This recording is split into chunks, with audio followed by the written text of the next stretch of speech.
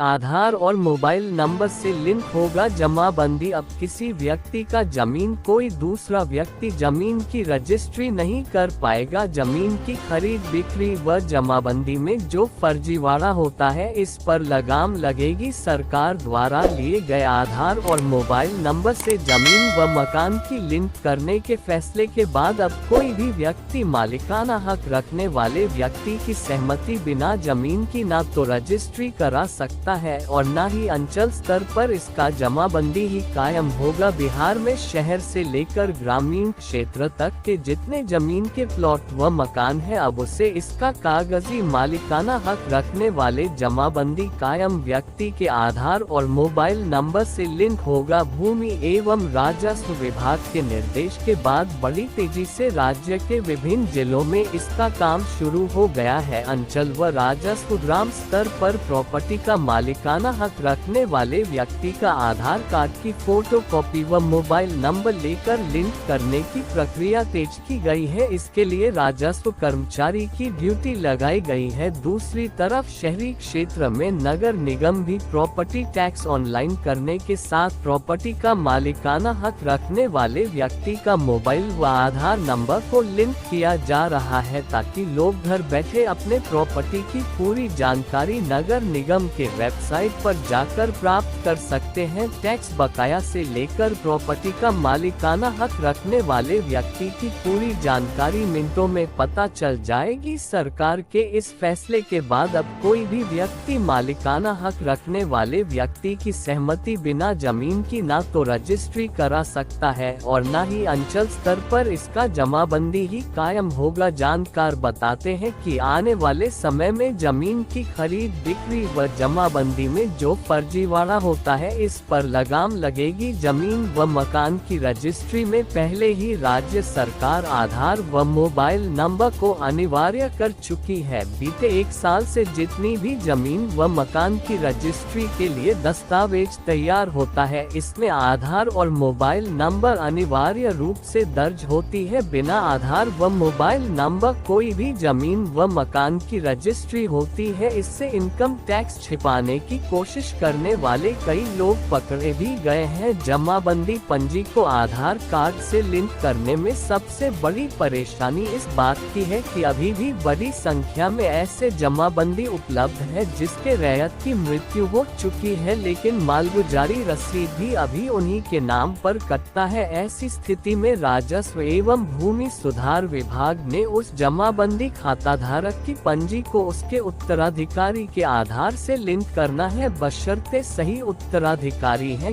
या नहीं, इसकी जांच की जिम्मेदारी सीओ को सौंपी गई है। जमीन की जमाबंदी को आधार और मोबाइल नंबर से लिंक करने के लिए राजस्व एवं भूमि सुधार विभाग की ओर से एक साथ 3 सुविधाएं लागू की जा रही हैं। इनमें राजस्व कर्मचारी मोबाइल ऐप जमाबंदी को हिंदी, उर्दू और मैथिली सहित 22 भाषाओं में देखे जाने की सुविधा और सभी जमाबंदियों की स्वैच्छिक आधार पर मोबाइल व आधार नंबर सीडिंग अभियान शामिल है। विभाग द्वारा विकसित की जा रही सुविधाओं में से एक राजस्व कर्मचारी मोबाइल ऐप है, जिसके जरिए राजस्व कर्मचारियों के कार्यों की ऑनलाइन मॉनिटरिंग की जाएगी। यह पहल विभाग की गतिविधियों को पारदर्शी बनाने के लिए की जा रही है। इससे काम में भी तेजी आएगी। इस मोबाइल ऐप के जरिए जमाबंदी से जुड़े सभी तरह के काम ऑनलाइन किए जा सकेंगे। इस तरह से सभी जमाबंदी स्वैच्छिक आधार पर मोबाइल व आधार नंबर से जोड़ी जाएगी। जमाबंदी रैयत के स्वैच्छिक रूप से आधार मोबाइल नंबर से संबंधित आंकड़ों की प्रविष्टि की जाएगी। इससे जमाबंदी को लेकर अब कोई धांधली या फर्जीवाड़ा नहीं होगा। पूरी पारदर्शिता के साथ रैयती जमीन की जमाबंदी होने की उम्मीद बढ़ गई है।